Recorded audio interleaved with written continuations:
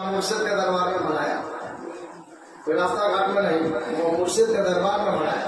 सबका मुराद सूफी फरहा के हमारी रहमतुल्लाह अलैह का 90वां सालाना उर्स फरहा के हमारी रहमतुल्लाह अलैह का ऐलान सुन लीजिए, जो हर साल के तरह इस साल में बंगला चैत महीने का पहला शनिचर के मुताबिक एक साल अंग्रेजी मार्च महीने का 21 तारीख, अंग्रेजी मार्च महीने का 21 तारीख और बंगला चैत महीने का पहला शनिचर 6 चैत बाद नमाज असर से फजर के नमाज का गुनाह करार पाया।